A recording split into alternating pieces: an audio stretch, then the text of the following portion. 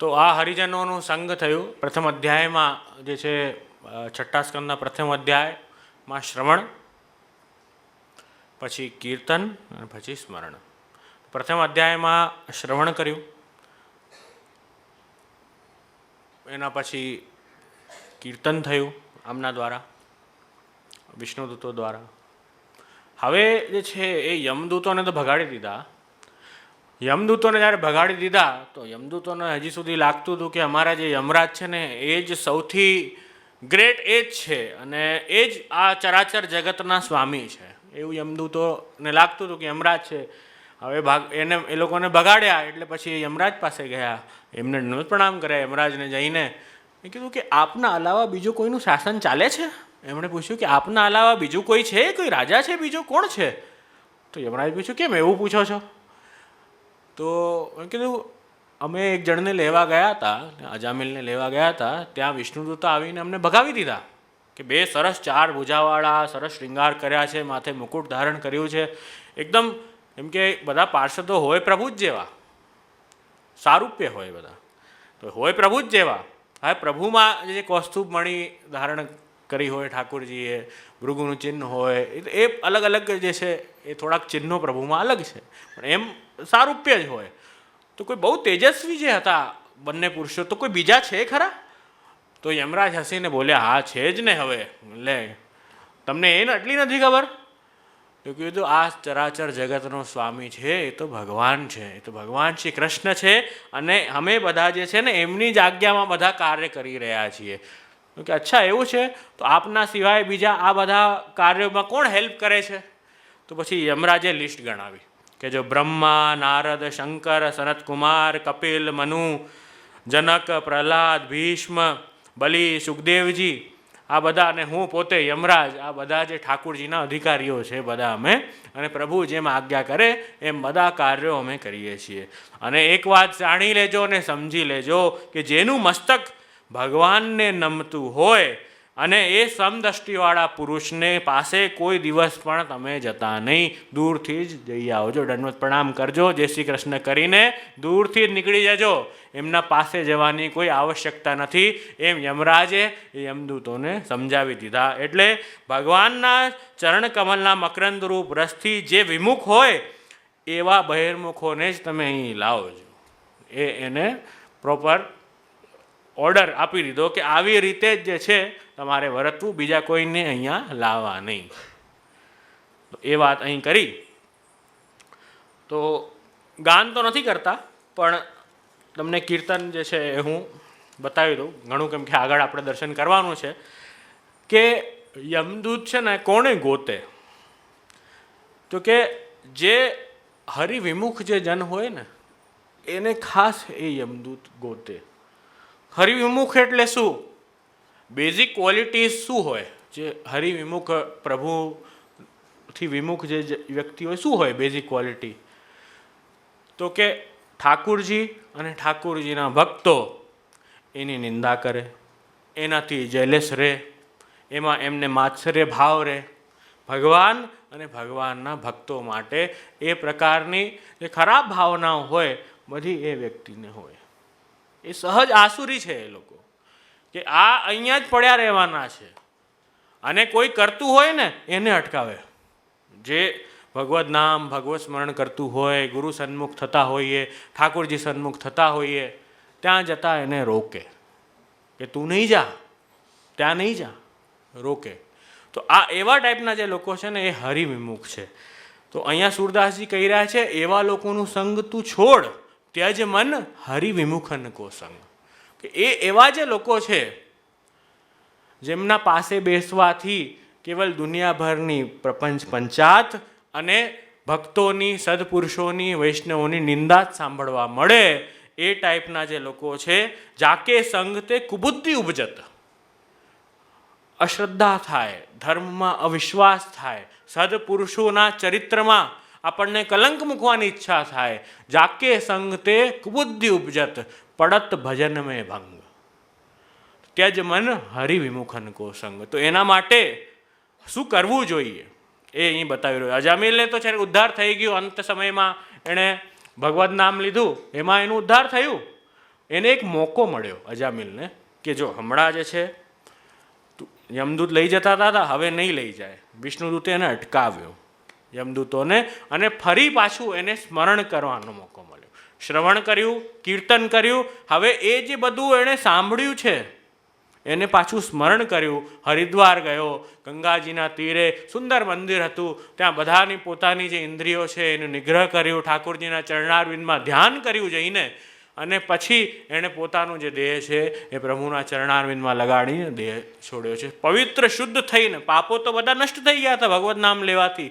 હવે એટલું જ કાફી નથી ને, પ્રભુ ચરણારવિંદમાં મન પણ તો લગાવવું પડશે ને, તો એ જરૂરી. પછી અજામિલે એ કર્યું. તો એનું વર્ણન આવે છે. એટલે એનાથી શું જરૂરી છે આપણે કે વિમુખ જે જનો છે એનો સંગ છોડવો પડશે, સદપુરુષોનો સંગ કરવું પડશે, અને ભગવદ નામ સતત લેતા રહેવું પડશે. એ આપણે દર્શન અહીંયા જોયું. પુરુષોત્તમ સહસ્ત્રનામ જે શ્રી મહાપ્રભુજીએ પ્રગટ કર્યું બધા આપણા વૈષ્ણવો માટે, શ્રી ભાગવતજીના સર્વનામો છે, સંપૂર્ણ ભાગવતજી આવે કે જે રોજ તમે બધા પાઠ કરો જ છો. તો એ અંતર્ગત પ્રથમ નામ છે મર્યાદા ભિન્ન શાસ્ત્રકૃત. તો મર્યાદા ભિન્ન શાસ્ત્રકૃત છે કે એ પુષ્ટિ જે છે ને ભગવાનની, એ કેવી છે કે મર્યાદાથી ભિન્ન છે. એ પુષ્ટિ ભગવાનની મર્યાદાથી ભિન્ન છે. અને કેવી છે? સાધનાનામ રૂપ ફલદાનમ મર્યાદા, કે જે સાધન કર્યા હોય એ પ્રમાણે ફલદાન કરીએ એ તો મર્યાદા છે. પર જ્યારે સાધનમ વિના અલ્પ સાધનેવા યત મહાફલદાનમ મર્યાદા ભિન્નમ. એમ અહીં કહી રહ્યા છે કે યા તો ઓછા સાધન કર્યા હોય, યા વગર સાધનનો હોય, જેને કંઈ જ ન કર્યો હોય, કેવલ ભગવત નામ જ લઈ શકતો હોય, એનાથી વધારે કંઈ જ ન કરી શકતો હોય. મર્યાદામાં બતાવેલી મોટી લિસ્ટ છે કે આ પ્રકારે પૂજા કરો, આ પ્રકારે અર્ચન કરો, આ પ્રકારે પ્રભુનું નામ લો, આટલા વ્રત કરો, આટલા તપ કરો, આટલા દાન કરો, એ બધું મર્યાદામાં લિસ્ટ છે. એ બધું પૂરું થશે ત્યારે એ જે ફલ પ્રાપ્તિ માટે કર્યું છે એ પ્રાપ્ત થશે. પણ એ ન કર્યું હોય તો, એ ન આવડતું હોય તો, એ શક્તિ ન હોય તો, અને ઊંચું ફલ જોઈતું હોય તો મર્યાદા ભિન્ન શાસ્ત્ર. તો એ શું છે કે સાધન વિના અલ્પ સાધનમ વા યન મહાફલ દાનમ. તો અલ્પ સાધનથી કે વગર સાધનથી પણ મહાફલદાન પ્રાપ્ત થાય છે. એ કે પોષણ, એ છે કૃપા. એ અહીંયા સ્કંદમાં કહી રહ્યા છે. તો એ જ નામ અજામિલનું છે. અજામિલ મહાદુષ્ટ મોચકો. કે અજામિલ જેવા મહાદુષ્ટ છે એને નામ દ્વારા, ભગવદ નામ દ્વારા, નામ મહાત્મ્ય દ્વારા જેનો ઉદ્ધાર કર્યો, મોચક જેના છે એ ભગવાન, એવા ભગવાનને નમસ્કાર છે. અજામિલ મહાદુષ્ટ મોચક. એવી રીતે જ અઘ વિમોચક, એવી રીતે જે બધા પાપ છે એનાથી છોડાવનાર એવા પ્રભુ અઘ વિમોચક. એ નામ અહીંયા કહ્યું. આગળનું નામ કહ્યું અક્લિષ્ટ વક્તા. કે ભગવાનના દૂતો દ્વારા ઠાકોરજીએ શું બોલાવ્યું? અક્લિષ્ટ વક્તા છે. અક્લિષ્ટ એટલે ઇઝી, ક્લિષ્ટ એટલે ટફ. અઘરું પેપર કોઈને દેવું ના ગમે, ઇઝી પેપર જ ગમે બધાને, બરાબર ને? એક્ઝામમાં જઈએ એક્ઝામ આપવા તો કે થોડા ક્વેશ્ચન ઇઝી આવી જાય તો મજા આવે, બરાબર ને? તો અઘરું પેપર ના ગમે. એવી રીતે ભગવાન કેવા છે? અક્લિષ્ટ વક્તા છે, બહુ ઇઝી. અક્લિષ્ટ જે ઇઝી બહુ હોય એટલે ટફ ન હોય એવું. ક્લિષ્ટ એટલે ટફ, અને અક્લિષ્ટ એટલે જે ટફ ન હોય એવું, એવા વક્તા છે. ઇઝી મેથડ બતાવે કે ભગવત નામ લો ને એનાથી બધું કામ થઈ જશે. ભગવત ધ્યાન કરો ને એનાથી ઠાકોરજી પ્રાપ્ત થશે. ભગવાનનું અર્ચન કરો ને એનાથી પ્રાપ્ત થશે. તો એ પ્રભુ કેવા છે? અક્લિષ્ટ વક્તા છે. પછી કહે રહ્યા સન્માર્ગ પ્રેરકો, કે સારા માર્ગ પર પ્રેરણા કરવાવાળા એવા ભગવાન છે. તો જે પણ અહીંયા લીલા આપણે દર્શન કરીએ છીએ, બધી લીલા કરવાવાળા કે કરાવવાવાળા એ પ્રભુ જ છે. એ આપણે જોશું. વૈકુંઠપુર નેતા, ઠાકોરજી કેવા છે? પોતાના વૈકુંઠ ધામમાં અજામિલને લઈ જનાર વૈકુંઠપુર નેતા. છેલ્લે જ્યારે અજામિલે આ બધો મહાત્મ્ય સાંભળ્યો, શ્રવણ કર્યો જ્યારે અજામિલે, ત્યારે પછી એને એવી પ્રેરણા થઈ કે ના, હવે તો ભગવત ચરણારવિંદમાં મારે મન જે છે એ લગાડવું છે. તો પછી એ હરિદ્વાર જઈને એણે ઠાકુરજીના ચરણ કમલમાં મન લગાડ્યું, સંસારથી વૈરાગ્ય લાવ્યો, અને પછી પ્રભુ ચરણારીનું મન લગાડ્યા પછી ઠાકુરજી એને વૈકુંઠ પધરાવી ગયા. તો વૈકુંઠ પૂર્ણેતા. અને ભગવાન કેવા છે? દાસ સમૃદ્ધિકારક, કે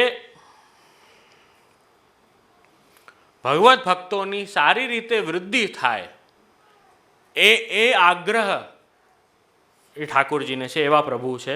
તો આ આપણે અજામિલનું ઉપાખ્યાનનું દર્શન કર્યું. હવે આગળ આપણે જે છે 3 અધ્યાયોનું દર્શન કર્યા. ચોથા અધ્યાયમાં હવે દક્ષ પ્રજાપતિનું જન્મ, અને દક્ષે ઠાકુરજીની કરેલી સ્તુતિ, પછી દક્ષને જે પુત્રો થયા હર્યશ્વર, શબલાશ્વ, એમને વૈરાગ્યથી મુક્તિ પ્રાપ્ત થઈ નારદજીની પ્રેરણાથી, એનું વર્ણન છે 4 અને 5મા અધ્યાયમાં, એનું વર્ણન છે. પછી દક્ષને 60 કન્યાઓ થઈ, જેનું વર્ણન અહીંયા 6ઠ્ઠા અધ્યાયમાં આવી રહ્યો છે, જેનાથી વંશ વિસ્તાર કર્યો. આ બધાને જે છે સૃષ્ટિનો વિસ્તાર કરવો છે, એના માટે પ્રાગટ્ય છે બધાના. તો હવે હર્યશ્વ અને શબલાશ્વ તો એ હજારો પુત્રો હતા બધા, તો એ સૃષ્ટિ વિસ્તાર માટે જ પ્રગટ થયા હતા. પણ એમ હતા બહુ ભગવદીય અને સદપુરુષો હતા બધા, એટલે નારદજીએ તો એમને બહુ સુંદર માર્ગ બતાવી દીધો. તો વંશવૃદ્ધિનો કાર્ય છોડીને, સૃષ્ટિ વિસ્તારનો કાર્ય છોડીને એ લોકો બધા ઠાકુરજીની ભક્તિ તપસ્યા કરવા માટે નીકળી ગયા. આ કાર્ય તો અધૂરો રહી ગયો. તો એનાથી દક્ષ બહુ ક્રોધિત થયા નારદજી પર. તો એ અહીંયા વર્ણન છે. પછી દક્ષના 60 કન્યાઓનું વંશ વિસ્તારનું વર્ણન છે, જેમાંથી દક્ષને એક પુત્રી અદિતિ, જે કશ્યપ જોડે વિવાહ થયા, કશ્યપજી જોડે એમના વિવાહ થયા, જેમના પુત્ર દેવતારૂપ થયા, અદિતિના પુત્રો દેવતારૂપ થયા. એ વર્ણન આવી રહ્યો છે 6ઠ્ઠા અધ્યાયમાં. અને એના ઘણા બધા પુત્ર થયા દેવતારૂપ, કે 12 પુત્ર થયા. તેમના નામ અલગ અલગ અહીંયા આપ્યા છે: વિશ્વસ્થાન, પુષ્પા, ત્વષ્ટા, સવિતા, ભગ, ધાતા ઇત્યાદિ ઘણા બધા પુત્ર છે. જેમાં વામનજીનું પણ એક પુત્ર આવશે, જે આગળ સ્કંદમાં જેનું વર્ણન આવશે. તો એમ 12 પુત્ર થયા. અને એના પછી એ પુત્રમાં ત્વષ્ટા જે છે, એ ત્વષ્ટા એમના જે પુત્ર છે એ દૈત્યોની નાની બેન જોડે પરણ્યા. એ જે ત્વષ્ટા છે એ દૈત્યોની નાની બેન જોડે પરણ્યા. અને પછી એમનાથી એમને 2 પુત્ર થયા, જેમાંથી એક પુત્રનું નામ છે વિશ્વરૂપ. બરાબર, એક પુત્રનું નામ છે વિશ્વરૂપ. તો આ અહીંયા વંશવૃદ્ધિનું કાર્ય બતાવ્યું કે આ રીતે બધાના પુત્ર ઇત્યાદિ થયા. હવે 6 અધ્યાયમાં આ વર્ણન થયું. હવે 7મા અધ્યાય અંતર્ગત શું દર્શન થાય છે? કે ઇન્દ્ર કરેલા ગુરુનું અપમાનથી દેવતાઓનો સર્વનાશ. અહીંયા એ જ બતાવ્યું કે ઇન્દ્રના ગુરુ જે બૃહસ્પતિ હતા, ઇન્દ્રના ગુરુ કોણ હતા? બૃહસ્પતિ. તો એ જે ઇન્દ્રના ગુરુ છે, એમ હવે ઇન્દ્ર શું બહુ પાવર આવી જાય ને, માણસ પાસે બહુ પાવર આવી જાય તો ઐશ્વર્ય બહુ આવી જાય, બધા લોકો માનવા લાગે તો થોડો અભિમાન આવી જાય. વારે વારે ઇન્દ્રને આ પ્રોબ્લેમ આવતી જ હોય છે, ચાલતા ને ફરતા આ પ્રોબ્લેમ આવતી જ હોય છે કે એને વારે વારે અભિમાન થઈ જાય. તો અભિમાન થઈ જાય જ્યારે, તો ઇન્દ્રએ શું કર્યું કે એ પોતાનું કામ કરતો રહ્યો, એટલામાં એમના ગુરુ પધાર્યા. જે ગુરુના કારણે એનો સ્વર્ગ ટકી રહ્યો છે, દૈત્યોથી હજી સુધી બચી રહ્યા છે લોકો, જે ગુરુએ બધા દૈત્યોને શિક્ષા આપીને ને હજી સુધી બધાને યોગ્ય બનાવ્યા છે, બધા દેવોને, જે ગુરુએ, તો એ ગુરુના કારણે જે ટકી રહ્યો હતો ઇન્દ્ર. હવે ઇન્દ્ર જ્યારે ગુરુ પધાર્યા તો ઇન્દ્રએ શું કર્યું? ઊભોય ન થયો, એમના સામે જોયું હોય નહીં, એમનાથી વાતે ન કરી, ને જેમ આવ્યા હોય ન આવ્યા હોય એ રીતે એ પછી બહુ દુઃખી થયા અને એને જવા દીધા. તો એ ગુરુ તો ગયા કે આવી રીતે આપણા જોડે વ્યવહાર કરે તો કોણ જાય બીજી વાર? બરાબર, કોઈના કોઈ ઘરે જાય પછી ના પાણીનું પૂછે, ના કાંઈ પૂછે, ના વાત કરે, બસ હા આવો ચલો બેસો, બેસીને પોતે અંદરના રૂમમાં વયા જાય. પછી અડધો પોણો કલાક બેઠો રહે, પછી એની મેતે જ વયો જશે નહીં. તો આવો વ્યવહાર જ્યારે કોઈના જોડે થાય તો એને ખોટું લાગે કે પછી બીજી વાર કોણ જાય એવી જગ્યાએ. બરાબર, તો પછી આવો વ્યવહાર થયો તો બૃહસ્પતિ તો ત્યાંથી પધારી ગયા. પછી ઇન્દ્રને થોડા દિવસ પછી રિયલાઇઝ થયું કે અરે મેં જે કર્યું એ બહુ ખોટું કર્યું છે, આને સુધારવા મારે જવું પડશે. તો એ સુધારવા માટે પછી ગુરુની માફી માંગવા ગયો હોય. તો ગુરુની માફી માંગવા ગયો ત્યારે ગુરુને ખબર પડી કે ભાઈ ઇન્દ્ર આવ્યા છે, તો ગુરુ તો અંતર ધ્યાન થઈ ગયા, મળ્યા જ નહીં એનું. હવે એણે કર્યું તો હવે તો આપણો ચાન્સ આવ્યો ને, તો હવે એટલે અંતર ધ્યાન થઈ ગયા, મળ્યા જ નહીં. તો મળ્યા જ નહીં તો ઇન્દ્ર બહુ દુઃખી થઈને પાછો આવ્યો. એટલામાં બધાને ખબર પડી ગઈ કે આ તો બધા જે દેવતાઓ છે એ ગુરુ વગરના છે, અને ગુરુ વગરનો વ્યક્તિ જે હોય હંમેશા શક્તિહીન હોય. ગુરુ વગરનો વ્યક્તિ હંમેશા એ જીવનમાં આધ્યાત્મિક ઉન્નતિ જે છે એની ન થઈ શકે. એટલે એ લોકો બધા શ્રીહીન થઈ ગયા. જે દેવતાઓ છે એ બધા શ્રીહીન અને નિર્બળ થઈ ગયા, કે જેમની શક્તિના કારણે તો હજી સુધી એ લોકો અકબંધ હતા. દૈત્યો આક્રમણ નહોતા કરી રહ્યા ડરીને કે ના બૃહસ્પતિ ગુરુ છે બહુ સક્ષમ છે, તો એમની વિદ્યાના કારણે તો આક્રમણ નહોતા કરી રહ્યા. હવે એ ગુરુ તો પધારી ગયા. તો એટલામાં બધા દૈત્યોને ખબર પડી ગઈ કે હવે મજા આવશે ચલો. એટલે એ સ્થિતિ જ્યારે થઈ તો બધા દૈત્યોએ આક્રમણ કરવાનો વિચાર કર્યો. એટલામાં બધા ડર્યા. એ ગુરુ બૃહસ્પતિ ગુરુ જે હતા એ તો બધા દ્વારા વંદનીય છે. એ ગુરુ જે છે સુર અસુર નમસ્કૃત છે, કે સુર દ્વારા પણ વંદનીય છે, અસુરો દ્વારા પણ એ વંદનીય છે, એવા એ બૃહસ્પતિ છે. તો એમનું જ અપમાન કરીને પછી ડર્યા બધા. ડર્યા તો હવે બ્રહ્માજી પાસે ગયા કે હેલ્પ કરો, હેલ્પ કરો, આ તો બધું તો બહુ તકલીફ થવાની છે, અને આ દેવતાઓ હુમલો કરી દેશે, અમે ફરી પાછા હારી જશું ને બેઘર થઈ જશું, અમે પાછા બેઘર થઈ જશું, શું કરવું? એટલામાં પછી બ્રહ્માજીએ રિકમેન્ડ કર્યું કે જે ત્વષ્ટા છે એમના જે પુત્ર છે વિશ્વરૂપ, ત્વષ્ટાના પુત્ર જે વિશ્વરૂપ છે એમના પાસે જા, એમના પાસે જાઓ અને એમને વિનંતી કરો. એ બહુ ભણેલા, બહુ વિદ્યા સરસ છે અને બહુ તપસ્વી છે, બહુ બધી સિદ્ધિઓ એમના પાસે છે. તો એમના પાસે જાઓ, જેનાથી તમારું જે ગુરુત્વનું જે સ્થાન, ગુરુનું જે સ્થાન ખાલી છે, ભલે એકદમ એવું તો નહીં પૂરાય પણ તમારું કામ થઈ જશે. એમને પણ બહુ તપસ્વી છે, વિદ્યાવાન છે બહુ. તો પછી એ વિશ્વરૂપ પાસે ગયા. વિશ્વરૂપને જઈને વિનંતી કરી કે હે વિશ્વરૂપ, તમે એવી કૃપા કરો કે અમારા ગુરુપદને સંભાળો અને સંભાળીને અમારી રક્ષા કરો. એમ કરીને એણે જ્યારે વિનંતી કરી ત્યારે વિશ્વરૂપે શું વિચાર્યું કે જો એવું છે ડાયરેક્ટ ઇન્દ્ર આવત અને વિનંતી કરત તો પછી આપણે ના પાડી શકીએ, પણ હવે મોટી લાગવગ લગાડી છે ઇન્દ્રએ, તો બ્રહ્માજી પાસે ગયો અને બ્રહ્માજીએ કેવડાવ્યું છે. તો હવે તો જરા ટફ પડે ને ના પાડતા. એટલે બ્રહ્માજીનું માન રાખ્યું. બ્રહ્માજીનું માન રાખીને પછી એ જે ઇન્દ્રએ વિશ્વરૂપે હા પાડી કે મોટાઓનું, વડીલોનું માન રાખવા માટે એમણે આ સ્વીકાર્યું. તો આ ગુરુપદ એમણે સ્વીકાર્યું. તો વિશ્વરૂપ વૈષ્ણવી વિદ્યા ઇન્દ્રને આપી, શીખવાડી. વૈષ્ણવી ઘણી બધી વિદ્યાઓ હતી જે ઇન્દ્રને આપીને એ વિશ્વરૂપે શીખવાડી. એ વર્ણન જે છે એ 7મા અધ્યાયમાં આવે છે. 7 અધ્યાય સુધી વિશ્વરૂપ ગુરુ થયા દેવતાઓનું એ વર્ણન આવે છે.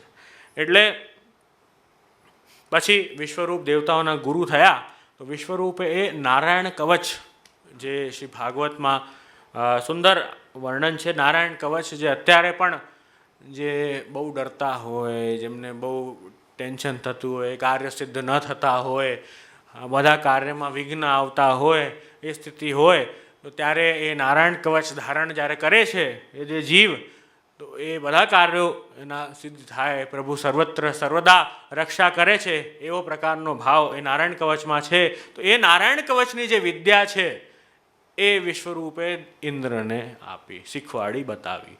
બહુ સુંદર વર્ણન છે નારાયણ કવચનું. તમે જોવું હોય તો કે બધા જે પ્રભુના જે સ્વરૂપો છે, પ્રભુના જે અવતારો છે, એ બધાનું એમાં સ્મરણ કર્યું છે.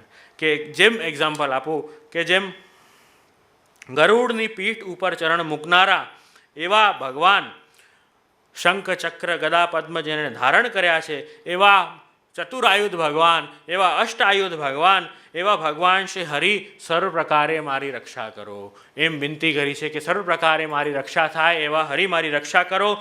કે વામનજી વામન ભગવાન જેમ સ્થળોમાં પધાર્યા, જે ભૂમિમાં પધાર્યા, એ ભૂમિ પર હું ક્યારે પણ જતો હોઉં એવા ભૂમિ પર જે છે એ વામન ભગવાન મારી રક્ષા કરે, એ ભાવ છે.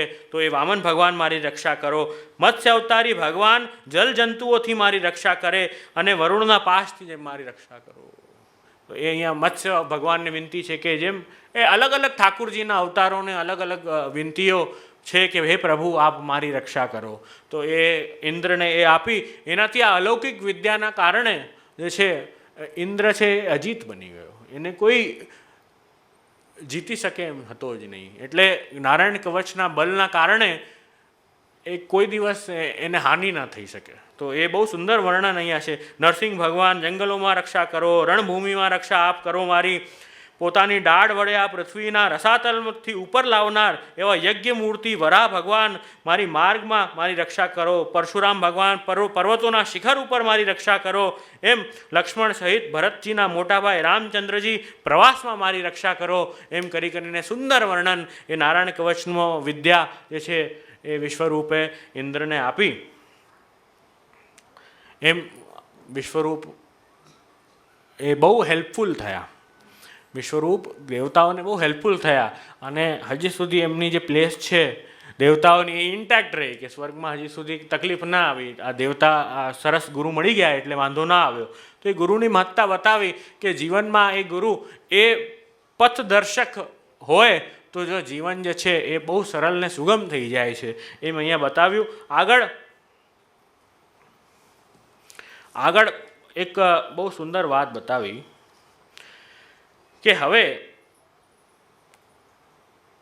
વિશ્વરૂપ જે છે ને એમના નાની જે છે ને વિશ્વરૂપના એ દૈત્ય પક્ષના છે. તો એ શું કરતા વિશ્વરૂપ કે જે પણ સંચિત પુણ્ય જે પ્રાપ્ત થતા યજ્ઞ ઇત્યાદિથી તો એક ભાગ પોતે રાખતા, દેવોને આપતા ઇત્યાદિ, અને એક ભાગ એમાંથી દૈત્યોને પણ આપતા, જેનાથી દૈત્યોનો પોષણ થતું. એ વિશ્વરૂપે કરતા. તો આ બહુ વખતથી ચાલ્યું અને થોડા દિવસ પછી આ ઇન્દ્રને ખબર પડી કે ભાઈ આ તો આવી રીતે થઈ રહ્યું છે, તો આ બરાબર નથી, ન કહેવાય. તો એમ જ્યારે થઈ રહ્યું હતું તો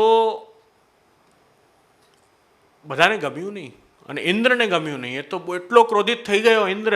એ તો તલવાર કાઢી, ભાઈ ઇન્દ્રે તો તલવાર કાઢી અને વિશ્વરૂપ પાસે દોડ્યો એમની હત્યા કરવા, અને તલવાર કાઢીને વિશ્વરૂપની હત્યા કરી દીધી. આ વાત એમને ખબર પડી ઇન્દ્રને જ્યારે, તો વિશ્વરૂપની હત્યા કરી દીધી. હવે આ કરવાથી જે છે બ્રહ્મ હત્યા લાગી. એક તો બ્રાહ્મણની હત્યા કરી, ગુરુની હત્યા કરી, બ્રાહ્મણની હત્યા કરી, એ બધાની જ્યારે હત્યા કરી તો બ્રહ્મ હત્યા લાગી ઇન્દ્રને. તો બ્રહ્મ હત્યાનું જે પાપ છે એ બહુ મોટું પાપ છે. એ પાપથી દૂર થવું બહુ મુશ્કેલ છે. તો પછી એક પાપથી કેવી રીતે નિવૃત્ત થવાય?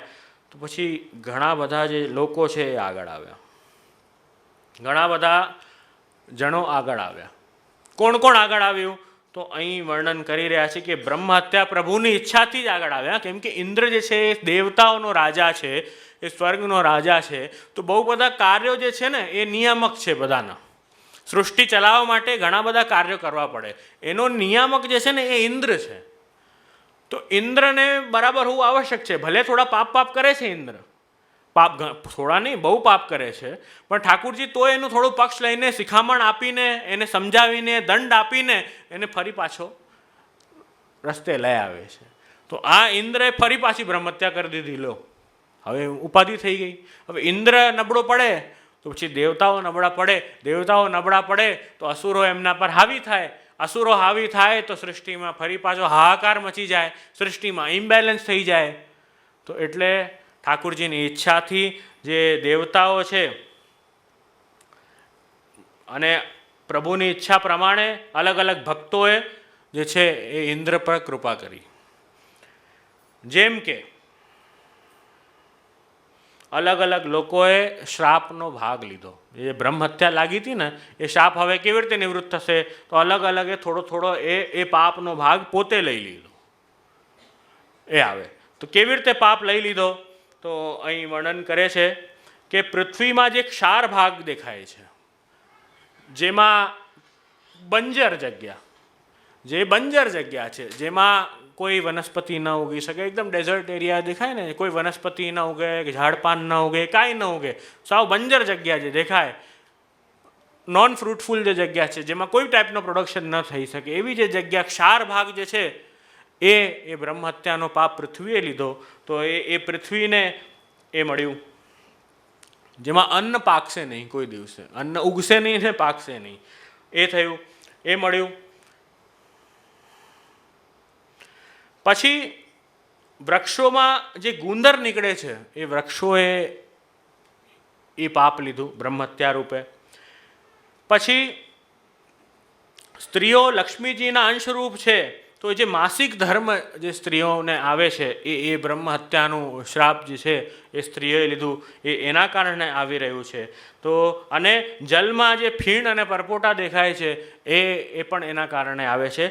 તો અહીંયા બ્રહ્મ હત્યાના કારણે અલગ અલગ જે છે એ પાપ, જે શ્રાપ અભિશાપ લીધા અને ઇન્દ્રને પાપ ઓછા કર્યા અને પાપ મુક્ત આ બધાએ કર્યું. પછી પાછો પ્રાયશ્ચિત્ત કરાવ્યો છે ઇન્દ્રથી આગળ જઈને, પણ એ ટેમ્પરરી એ બધા બ્રહ્મ હત્યા દૂર કરી. હવે આ વિશ્વરૂપની જ્યારે હત્યા થઈ, વિશ્વરૂપની હત્યા થઈ એ વાત તો એમના પિતાને ખબર પડી કે ઇન્દ્રએ જે છે એ હત્યા કરી દીધી છે. એ બહુ ક્રોધિત થયા કે આવી રીતે મારા પુત્રની હત્યા કરી દીધી છે. ત્વષ્ટાને ખબર પડી કે આવી રીતે મારા પુત્રની હત્યા કરી દીધી છે, તો આવી રીતે ચાલશે નહીં, હું ઇન્દ્રને છોડીશ નહીં, હું ઇન્દ્રને છોડીશ નહીં, અને હું એવો યજ્ઞમાંથી એવો પુત્ર ઉત્પન્ન કરીશ, એવું ભયંકર પુત્ર ઉત્પન્ન કરીશ, એવો શક્તિશાળી પુત્ર ઉત્પન્ન કરીશ, જેનાથી ઇન્દ્રનું આખું સ્વર્ગ સાથે નામો નિશાન મિટાડી કાઢીશ, કાંઈ બચશે જ નહીં કોઈ પણ. એવો શક્તિશાળી પુત્ર હું ઉત્પન્ન કરીશ. તો યજ્ઞ ત્વષ્ટાએ કર્યો છે, મોટો યજ્ઞ કર્યો છે. ત્યાં એ ત્વષ્ટાએ જ્યારે યજ્ઞ કર્યો, એવો મોટો યજ્ઞ થયો અને યજ્ઞોમાં આહુતિઓ કરી છે, અને બધા દેવતાઓનો આહવાન કરીને, બધાને યાદ કરીને આહુતિઓ કરી છે. અને થોડીક બોલવામાં છે ને ગડબડ થઈ ગઈ. આહુતિઓ તો કરી, બહુ સારું, યજ્ઞ બહુ મોટું કર્યું, થોડુંક જે છે ને એ બોલવામાં ગડબડ થઈ ગઈ. બોલવામાં ગડબડ થઈ ગઈ તો ઇન્દ્રને જે મારે એવો પુત્ર ઉત્પન્ન થવાની જગ્યાએ ઇન્દ્ર જેને મારે એવો પુત્ર ઉત્પન્ન થાય, એવું બોલાઈ ગયું. એવું જ્યારે બોલાઈ ગયું, આવું બોલાઈ ગયું, પણ બાકી બધું બરાબર હતું. ભયંકર, શક્તિશાળી, એકદમ વિશાળ કાય, અને જે પણ બોલ્યું હતું, જે પણ વંદન કરવું હતું, જે પણ એમાં આહુતિઓ કરવી હતી, એ બધી તો બરાબર કરી. તો આ બધું જ્યારે કર્યું, આ બધું એકદમ બરાબર કર્યું, તો એ યજ્ઞમાંથી પુત્ર ઉત્પન્ન થયો. તો આ જે પુત્ર છે એનું નામ હતું વૃત્રાસુર. આ જે પુત્ર છે એનું નામ છે વૃત્રાસુર. અને બહુ સરસ પુત્ર ઉત્પન્ન થયો. જ્યારે પુત્ર ઉત્પન્ન થવાનો હતો તો સંપૂર્ણ જગ્યાથી જે શક્તિઓ છે એ યજ્ઞમાં પધારી, અને યજ્ઞમાં જ્યારે એ શક્તિઓ પધારી તો એ બધી શક્તિઓથી એ વૃત્રાસુર ઉત્પન્ન થયો. અને જ્યારે એ વૃત્રાસુર ઉત્પન્ન થયો તો એવો વિશાળ કાય વૃત્રાસુર, અને પાછો ભક્ત હૃદય. જોવાની વાત છે, જે વૃત્રાસુર છે, ભલે એનો પ્રયોજન જે હતો એ ઇન્દ્રને મારવું, સ્વર્ગને જીતી લેવું, બધા દેવતાઓને નષ્ટ કરી દેવા, એ પ્રયોજન હતું, પણ છે બહુ ભક્ત હૃદય એ વૃત્રાસુર. એ પૂર્વજન્મની જે કથા છે એ આવશે, આપણે સ્તુતિ જોઈશું એના પછી. પણ યજ્ઞ કર્યું અને એનાથી ઇન્દ્રને સમાપ્ત કરવાની જગ્યાએ ઇન્દ્ર જેને સમાપ્ત કરે એવો જ્યારે પુત્ર ઉત્પન્ન થયો, તો હવે બહુ ટેન્શનવાળું કામ થઈ ગયું. પણ એવો પરાક્રમી હતો, પણ એ પુત્ર એવો જ હતો કે ઇન્દ્રને 110% મારી શકે. ઇન્દ્ર કરતાં બહુ વધારે શક્તિશાળી હતો. કોઈ દેવ કે કોઈ પણ બીજો વ્યક્તિ એના સામે ટકી જ નહોતો શકતો, એવો એ હતો. હવે જે છે આ તો કર્યું એણે, પુત્ર ઉત્પન્ન થઈ ગયો, બધું થઈ ગયું, દેવતાઓ ટેન્શનમાં. કેમ કે એકવાર લડવાની ટ્રાય કરી એ લોકોએ, તો આ ભાઈ એકલાએ જ આખી સેના ઉડાવી નાખી વૃત્રાસુરે. એટલા શક્તિશાળી છે વૃત્રાસુર. હવે શું કરવું? તો દેવતાઓ ટેન્શનમાં આવ્યા, બધા પાસે બ્રહ્માજી પાસે ગયા. બ્રહ્માજી બધાને લઈને પાછા ભગવાન પાસે ગયા. ત્યાં જઈને ભગવાનથી વિનંતી કરી કે હે પ્રભુ, કાંઈક રસ્તો બતાવો, શું કરવું અમારે, શું કરીએ, આ વૃત્રાસુરનો અંત કેવી રીતે થશે? તો ભગવાને એક વાત બતાવે કે અચ્છા એવું છે, તો એક તમારે એવો સરસ શસ્ત્ર બનાવવો પડશે. એક એવો વેપન બનાવવો પડશે જેનાથી જે છે એ વૃત્રાસુરનો વધ થઈ શકશે, એના અતિરિક્ત બીજો કોઈ ઓપ્શન નથી. તો કે અચ્છા શું છે, કરશો તમે? કે હા બધું કરશું, અમે તો બહુ સ્વાર્થી છીએ અને અમે તમે જે બતાવશો એ બધું કરશું. એવું મનમાં બોલ્યા હશે દેવતાઓ, જોરથી નહોતા બોલ્યા, એવું મનમાં બોલ્યા. તો એટલે પછી ભગવાને કીધું કે અચ્છા એવું કરો, દધીચી ઋષિ જે છે ને એ બહુ તપસ્વી ઋષિ છે અને એમના તપથી એમણે બહુ બધી સિદ્ધિઓ પ્રાપ્ત કરી છે. એમના તપથી દધીચી ઋષિ પાસે જાઓ અને કહો કે તમારી અસ્થિઓમાંથી મને વજ્ર બનાવવું છે. શું કહો કે તમારી અસ્થિમાંથી વજ્ર, તો એ જે વજ્ર બનશે ને એ મહાશક્તિશાળી વજ્ર હશે, જેનાથી જ વૃત્રાસુર છે એ મરી શકશે, નહીં તો વૃત્રાસુરનો અંત નહીં થાય. તો દેવતા કે હા હા ભલે કાંઈ વાંધો નહીં, એમાં શું, અસ્થિઓ જ લાવી ને, લઈ આવશું અમે. અંદર ખુશ થતા ગયા. હવે ભલા માણસ, બેશરમ માણસ કોઈની અસ્થિઓથી વજ્ર બનાવો એટલે શું કહેવું કે ભાઈ એવું કરો તમે મરી જાઓ, તમારી મતલબ તો આ જ થયો ને કે તમે મરી જાઓ અને તમે જે મરશો એની જે અસ્થિઓ છે એ અમે વાપરશું અને અમારું સ્વર્ગ બચાવી લઈશું. તો દધીચી પાસે ગયા અને આ જ વાત કીધી કે અમને જે છે ને એક અસ્ત્ર બનાવવો છે, ધીરે ધીરે જરૂર શરમ, થોડી શરમ તો હોય કે નહીં, આંખ નાકની જરા તો શરમ રાખે કે નહીં માણસ, થોડીક શરમ હતી એ કે અમને છે ને જરા અસ્ત્ર એક બનાવવો છે. તો ઋષિ કે હા હા બનાવો આનંદથી, મારી મદદ જોઈએ. હા તમારી તો થોડીક હેલ્પ લાગશે. તો કે શું હેલ્પ? કે તમારી છે ને અસ્થિઓ જોઈએ છે જેનાથી છે ને અમે વજ્ર બનાવું. દધીચી ઋષિ કે હે આ ગજબ ભલા માણસો, આવું આ ગજબ માંગો છો યાર તમે. તો કે જરા તો શરમ કરો, જરા તો શરમ કરો, કોઈની અસ્થિ આવી રીતે માંગો જ તમે. તો પછી કાંઈ બોલ્યા નહીં. પછી દધીચી ઋષિ હસ્યા. એ તો બહુ પરોપકારી ઋષિ છે કે અચ્છા દેવતાઓનું આમાં કંઈક સારું થતું હોય, દેવતાઓનું કાંઈ સારું થતું હોય અને અસુરોનું અગર નાશ થતું હોય તો ભલે, મને કાંઈ વાંધો નથી, તમે મારી અસ્થિઓથી જે છે એ ભલે વજ્ર બનાવો. તો એમણે દધીચી ઋષિ એવા પરોપકારી ઋષિ છે, તો એમના તપોબલથી, એમના ધ્યાનથી એ પ્રભુમાં એમના જે પ્રાણ છે લીન કરી દીધા અને એમનું જે આ શરીર છે એ અહીં છોડી દીધું અને એના અસ્થિઓથી વિશ્વકર્માએ જે છે એ બધા આ અસ્ત્રો બનાવે, અલગ અલગ 2-3-4 અસ્ત્રો બન્યા એનાથી. એમાંથી એક વજ્ર, એક જે અસ્ત્ર છે એ બન્યું. તો એનો વર્ણન આપણે અહીં જોયો કે જેનાથી વજ્ર બન્યો. હવે વજ્ર બની ગયું. હવે ઇન્દ્રને કોન્ફિડન્સ આવ્યો કે ના હવે તો આપણા પાસે પાવર છે. પહેલાં તો ડર લાગતો હતો એમ કે એટલો પાવરફુલ આ વૃત્રાસુર છે કે એના સામે ટકી જવું બહુ મુશ્કેલ છે. હવે ઇન્દ્રને થયું કે ના હવે તો હું પાવરફુલ છું, હવે તો I don't think there will be a problem, કે આપણે તો મારી જ દઈશું એમ. હવે ગયા ભાઈ એકદમ કોન્ફિડન્સમાં. જ્યારે લડવાનું ચાલુ થયું, હવે ઇન્દ્ર પાસે તો શસ્ત્રો સારા છે, તો દેવતાઓ અને દાનવોનું ફરી યુદ્ધ થયું. ફરી યુદ્ધ થયું ત્યારે દાનવો લડવા આવ્યા તો દેવતાઓએ પાછો પ્રહાર કર્યો. ઇન્દ્રે થોડું વજ્ર વાપર્યું, એનાથી જે રાક્ષસો છે એ બધા દાનવ લોકો બધા બહુ ડરવા લાગ્યા, બહુ મરી ગયા એમાંથી. તો ડરવા લાગ્યા. નેતૃત્વ કરતા હતા વૃત્રાસુર ખીજાયા કે આ તરીકે તમે રણભૂમિમાં ભાગી રહ્યા છો, એ સારી વાત નથી. રણભૂમિમાં આપણે કોઈ પણ ભલે સાઈડમાં હોઈએ, જે સાઈડથી આપણે લડતા હોઈએ ત્યાં ન્યાયથી લડવું જોઈએ, ત્યાં એકદમ ન્યાયથી લડવું જોઈએ, કોઈનાથી ડરવું ન જોઈએ, આનંદથી બિંદાસ લડો. એમ કીધું કે આ જે મૃત્યુ છે ને એ બે મૃત્યુ બહુ દુર્લભ છે. એમ વૃત્રાસુરે કીધું. કઈ બે મૃત્યુ બહુ દુર્લભ છે? કે પ્રભુના ચરણકમલમાં આપણું મન લગાડીને શરીર છોડી દેવું, એક એ મૃત્યુ, અને બીજું મૃત્યુ રણભૂમિમાં સામી છાતીએ લડતા લડતા મરી જવું, એ બીજું મૃત્યુ એ સર્વશ્રેષ્ઠ મૃત્યુ છે. વીરગતિને પ્રાપ્ત થવું એ સર્વશ્રેષ્ઠ છે. તો ક્યાં ડરો છો તમે લોકો? ચલો લડો સામે. એમ કરીને બધાનું જે છે એ મોરલ વૃત્રાસુરે વધાર્યું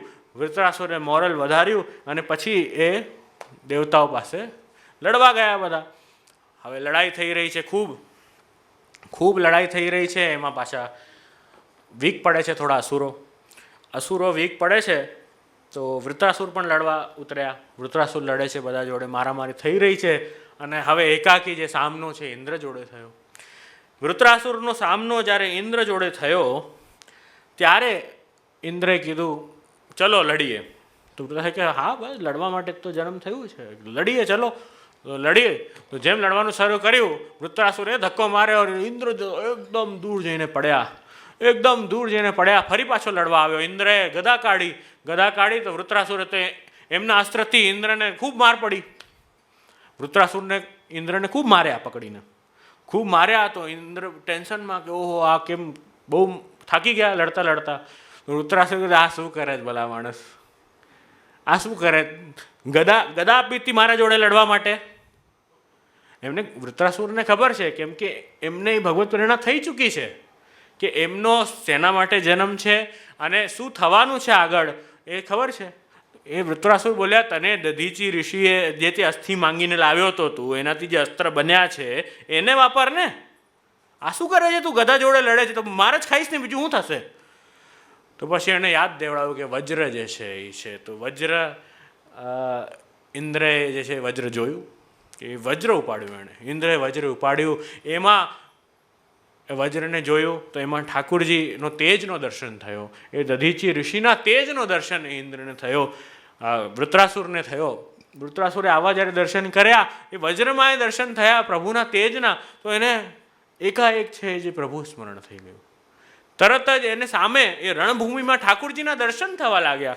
એ વૃત્રાસુરને, વૃત્રાસુર એ વિચારે કે હવે લડવું કે હવે આવો સુંદર સ્વરૂપ જે મને રણભૂમિમાં જેનું દર્શન થાય છે એને વંદન કરું, શું કરું. તો વૃત્રાસુરે તો હમણાં લડવાનું બંધ કરી દીધું કે હવે આવો સુંદર જ્યારે સ્વરૂપ સામે દર્શન થતું હોય, હવે લડાલડી કોણ કરવા બેસે. તો પહેલાં તો ઠાકુરજીને વૃત્રાસુરે હાથ જોડ્યા છે, હાથ જોડીને વંદન કર્યું છે કે હે પ્રભુ આપના દર્શન થયા મને, આનાથી સુંદર તો બીજું કોઈ દ્રશ્ય ન હોઈ શકે. જ્યારે ભક્તને ભગવાનના દર્શન થાય તો એના સિવાય બીજું એને કાંઈ જોતું જ ન હોય, કે એ જ તો મારું સર્વસ્વ છે, એના અતિરિક્ત મને બીજું કંઈ નથી જોતું. તો વૃત્રાસુર પણ એ જ કીધું, એ જ દર્શન કર્યા. એકટક પ્રભુના દર્શન કરતાં કરતાં વૃત્રાસુર બોલ્યા અહમ હરે તવ પાદૈકમૂલ દાસાનુદાસો ભવિતાસ્મિ ભૂય. બધા સાથે અહમ હરે તવ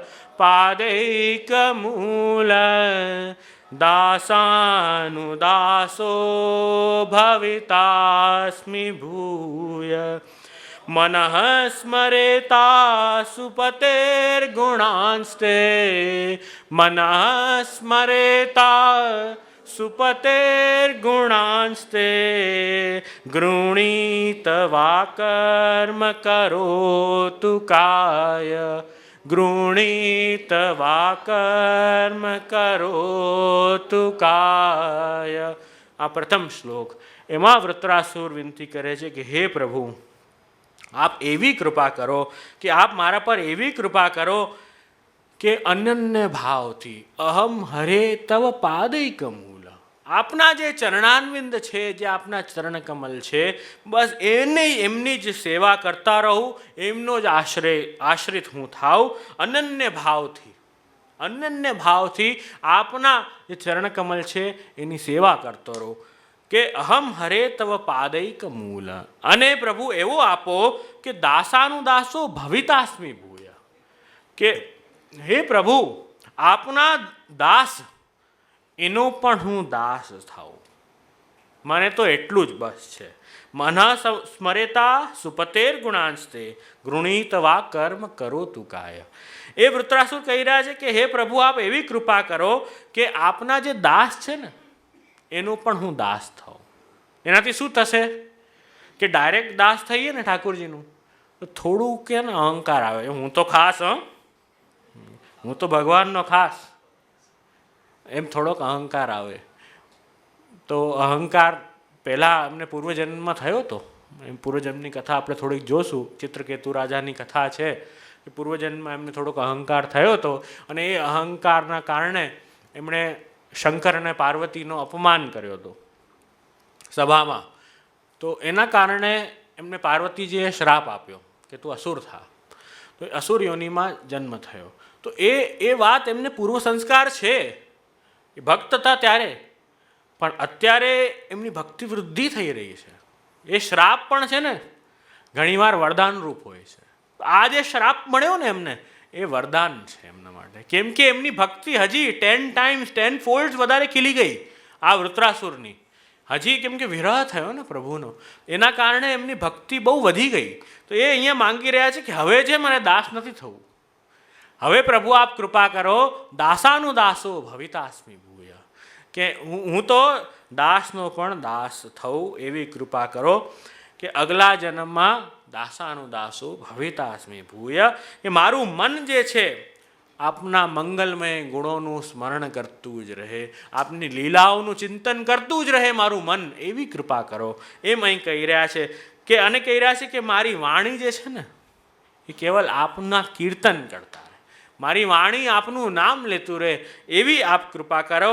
અને શરીર જે છે ને એ આપની સેવામાં સંલગ્ન રહે, આપની સેવામાં લાગેલું રહે. ગૃણીત વા કર્મ કરોતુ કાય, કે મારી જેટલી ઇન્દ્રિયો છે એ બધી આપના સાથે જોડાઈ જાય, આપ એવી કૃપા કરો. અહમ હરે તવ પાદૈક મૂલ, દાસાનું દાસો ભવિતાસ્મિ ભૂય, એવી કૃપા કરો પ્રભુ. એમ અહીં વિનંતી પ્રથમ શ્લોકમાં કરી રહ્યા છે. જે પુષ્ટિ માર્ગીય ધર્મ પુરુષાર્થ છે, આપણા પુષ્ટિ માર્ગીય વૈષ્ણવનું ધર્મ પુરુષાર્થ એ જ છે. પુષ્ટિ માર્ગે હરેર દાસ્યમ ધર્મ, કે પુષ્ટિ માર્ગીય વૈષ્ણવનું શું ધર્મ છે? હરિના દાસ થવું, એ પુષ્ટિ માર્ગીય વૈષ્ણવનું ધર્મ છે. એટલે દાસ શું કરે? ગ્રણીત વા કર્મ કરો તુ કાય, સર્વ પ્રકારે પ્રભુથી જોડાય અને પ્રભુની સેવા કરે. આ સહજ ધર્મ છે. અંશીની અંશ સેવા કરે એ સહજ ધર્મ છે. જે રીતે સૂર્યની અંશ પૃથ્વી છે, તો પૃથ્વી જે છે આખો દિવસ ચક્કર લગાડ્યા કરે સૂર્યના આસપાસે, એવી રીતે આપણા અંશી ભગવાન છે. તો આપણે શું કરવું? આખો દિવસ ઠાકોરજીની આસપાસ એમની સેવા માટે ફર્યા કરવું. એવી રીતે ચંદ્ર શું કરે? ચંદ્ર પૃથ્વીનો અંશ છે, પૃથ્વીમાંથી નીકળ્યું છે ને ચંદ્ર, જ્યોગ્રાફી તો વાંચી હશે ને, પૃથ્વીમાંથી નીકળ્યું છે તો પૃથ્વીના ચક્કર કર્યા કરે. આવે છે કે નહીં આપતો? તો પૃથ્વીના ચક્કર. એવી રીતે હે પ્રભુ આપ એવી કૃપા કરો, બસ આપના આસપાસ જ મારું જીવનનું બધું ક્રિયાકલાપ ચાલ્યા કરે. એમ અહીં વર્ણન કરી રહ્યા છે. હવે આગળ કહી રહ્યા વૃત્રાસુર, નનાક પૃષ્ઠમ ન ચ પારમેષ્ટ્યમ, નનાક પૃષ્ઠમ ન ચ પારમેષ્ટ્યમ, ન સાર્વભૌમં રસાધિપત્યમ, ન સાર્વભૌમં રસાધિપત્યમ, ન યોગ સિદ્ધિર પુનર્ભવમ વા, ન યોગ સિદ્ધિર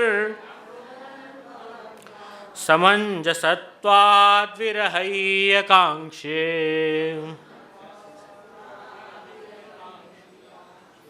આટલું ઢીલું ઢીલું કરો, બોલો છો, ઊંઘ આવે છે? સમંજસત્વાદ વિરહૈય કાંક્ષે,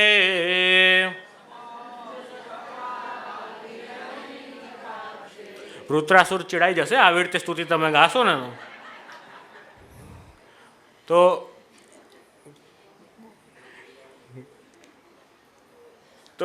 પ્રથમ જે શ્લોક છે આપણે જોયો પુષ્ટિ માર્ગી ધર્મ પુરુષાર્થ, જે આપણે ચતુશ્લોકીમાં વર્ણન છે જેનું, સર્વદા સર્વભાવેન ભજનીયો,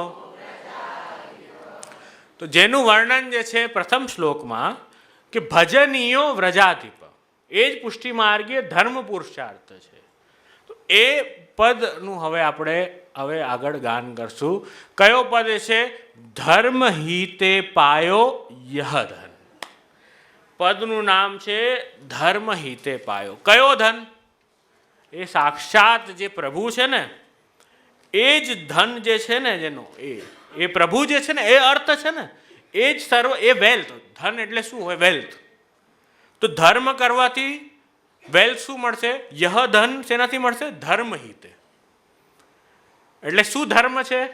તો આપણે જોયો ને, અહમ હરે તવ પાદૈક મૂલ, દાસાનું દાસ થઈને પ્રભુની મન વાણી કાયાથી સેવા કરીએ, એ દાસનું ધર્મ છે.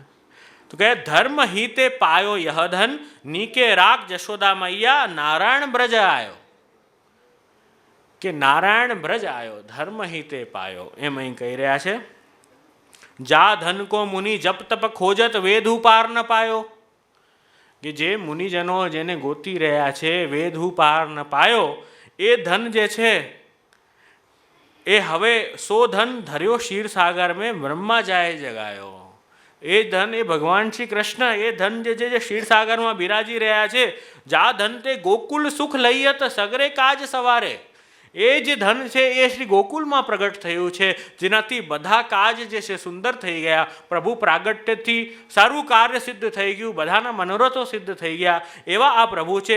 સો ધન વાર વાર ઓર અંતર પરમાનંદ વિચારે, એ ધનના બારેમાં એ પ્રભુના બારેમાં જે છે એ પરમાનંદ વિચારી રહ્યા છે. પરમાનંદાસજી એનું ચિંતન, એનું સ્મરણ, એનું ધ્યાન ધરી રહ્યા છે. એ અહીં આજ્ઞા કરે છે ધર્મ હિતે પાયો યદન. ધર્મ એટલે હિત, પુષ્ટિ માર્ગે હરેર દાસ્યમ ધર્મ. તો એ આ કીર્તનનું આપણે ગાન કરશું, પછી અર્થ પુરુષાર્થ આપણે સમજશું.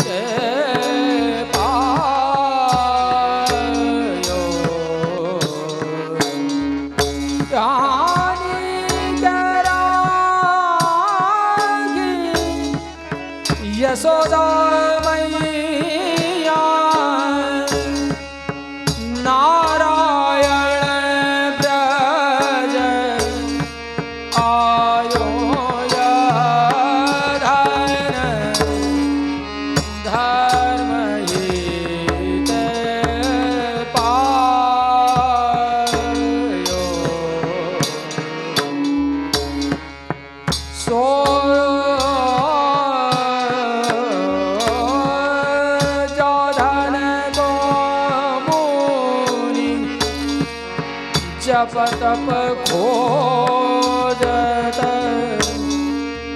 वेद पार न पायो ત્યાં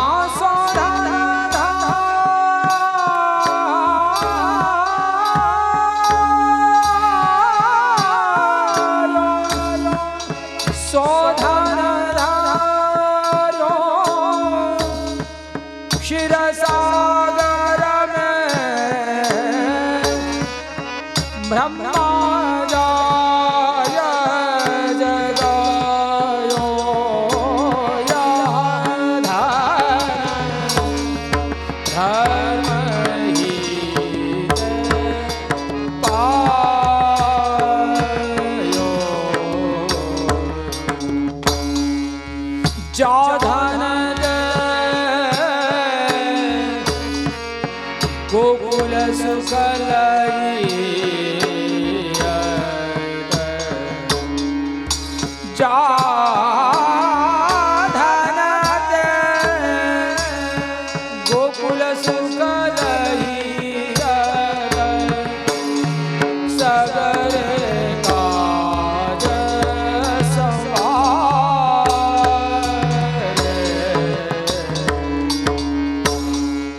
सोधा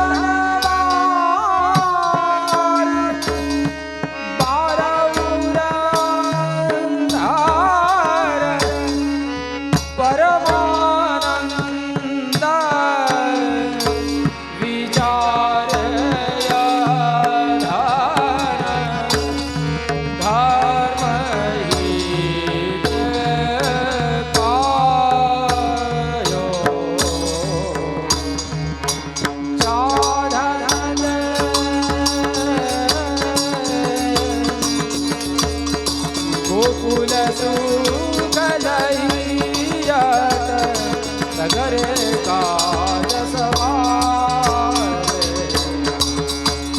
આસો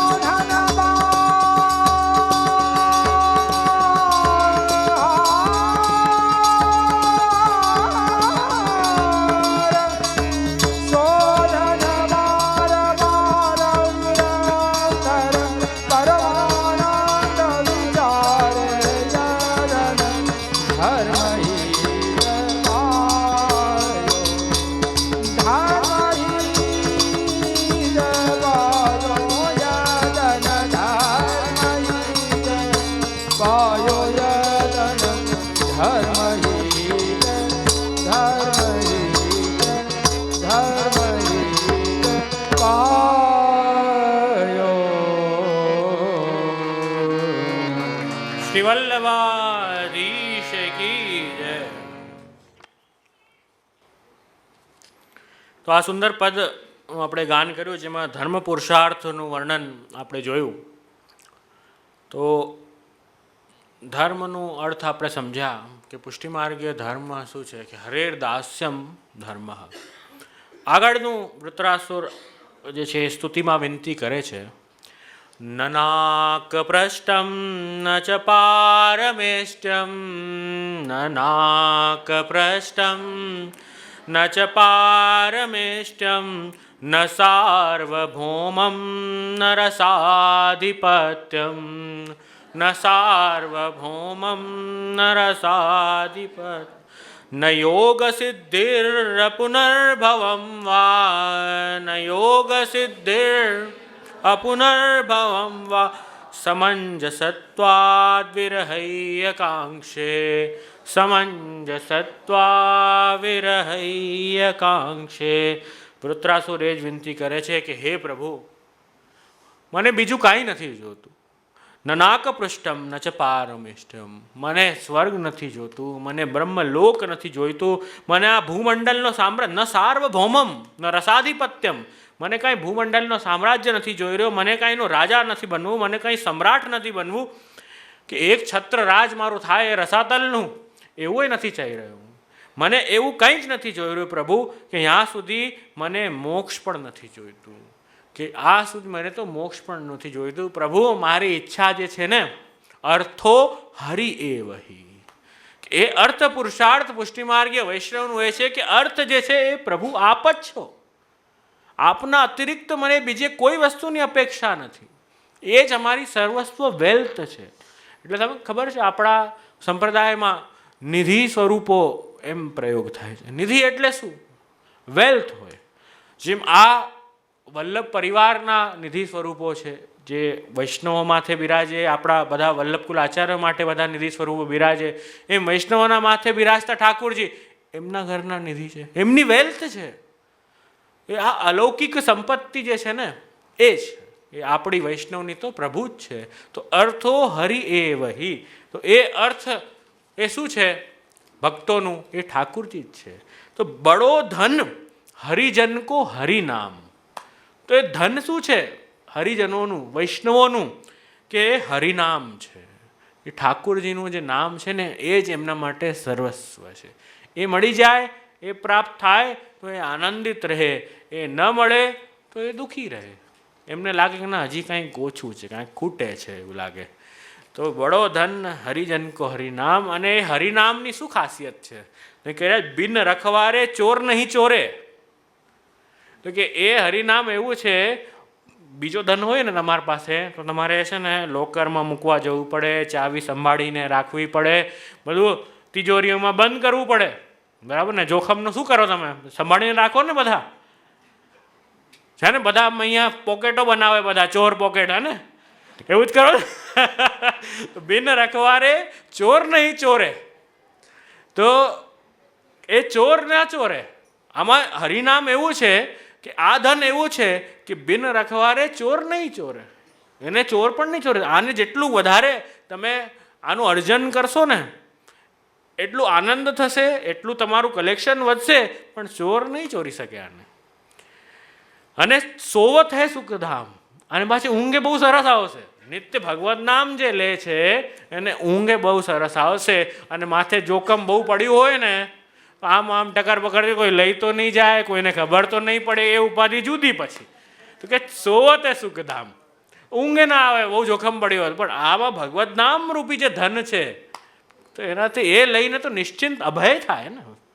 ભગવત નામ ભગવત ભક્તનું પહેલું લક્ષણ છે અભય, અભયતા પ્રાપ્ત થાય એને.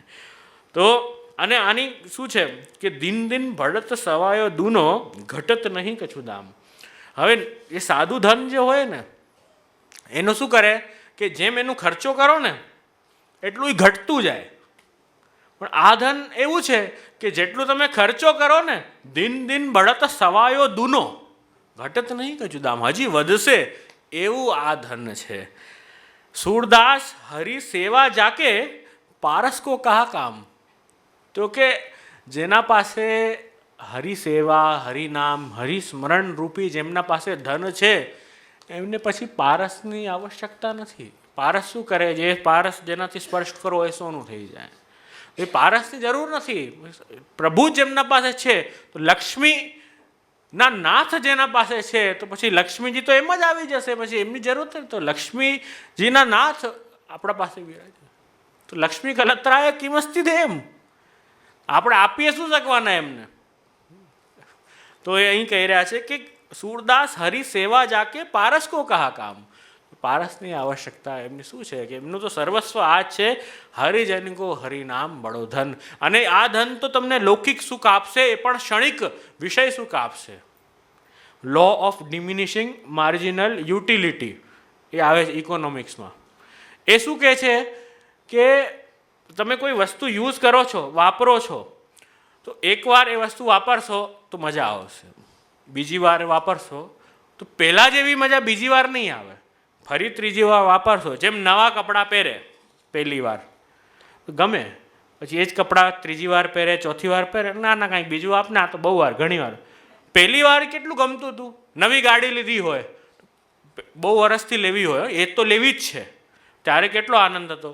પણ હવે જ્યારે આવી ગઈ ત્યારે પછી એની એટલી કિંમત નહીં જાય, ઘર કી મુલકી દાલ બરાબર એ સ્થિતિ થાય, એ એટલી બધી ગમે નહીં. પછી ઠીક છે એમ, તો એ જે વેલ્યુ છે એ ઘટી જાય. તો પછી લૌકિક વિષયો છે, લૌકિક વસ્તુઓ છે ને એની વેલ્યુ ઘટતી જાય, કેમ કે એમાં આનંદ નથી, એ આપણે એમાં પ્રોજેક્ટ કરી રહ્યા છે.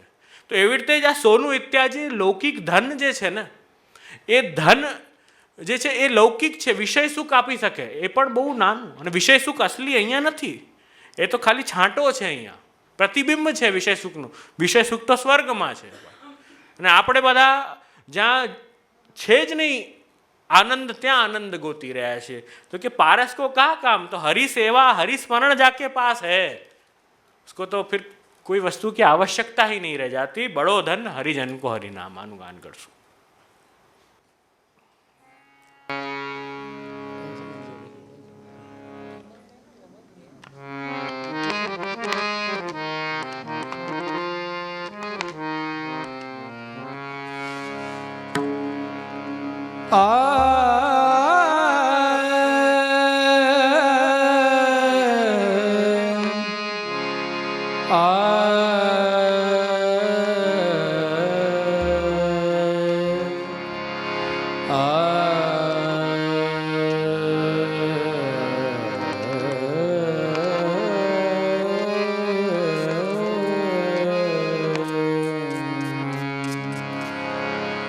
બળો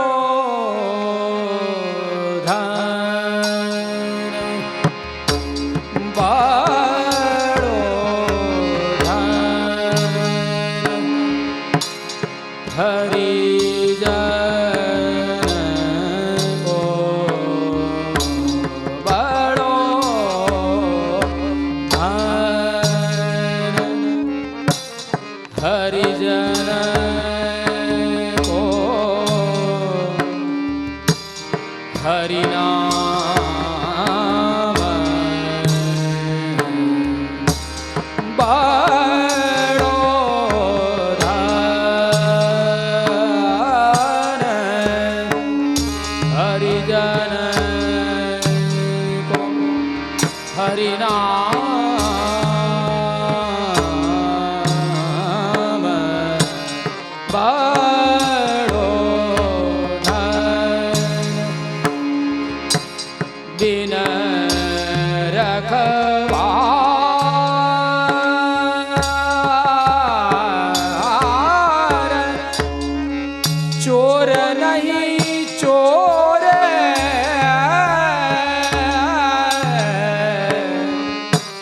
दिन रखवार रखवार रखवार चोर नहीं चोर सोवत है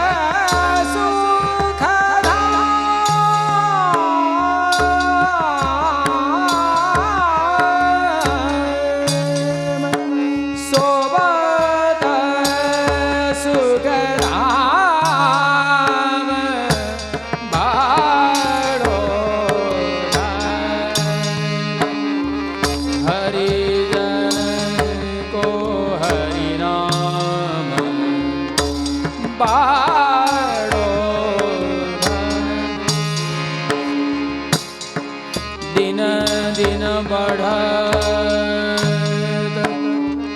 सवायों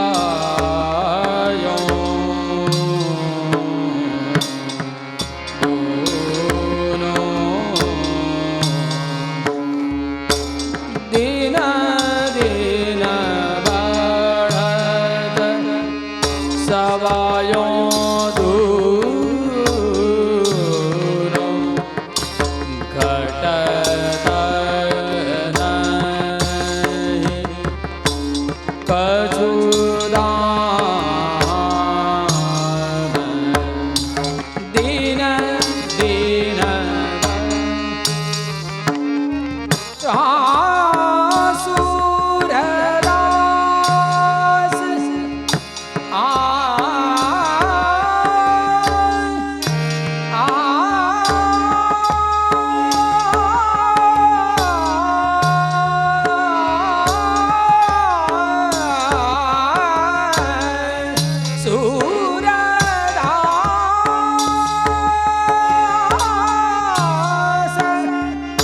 हरि सेवा जाके हरि सेवा जाके सूरदास हरि सेवा जाके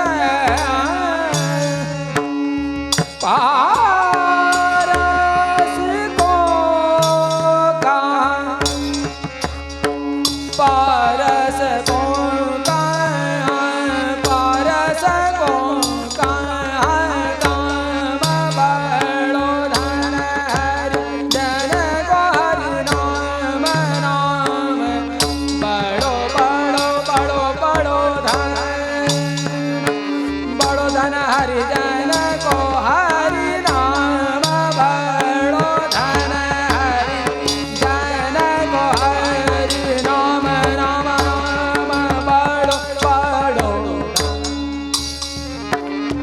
धन हरि जन को हरि नाम बड़ो धन हरि जन को हरि नाम बड़ो बड़ो बड़ो बड़ो बड़ो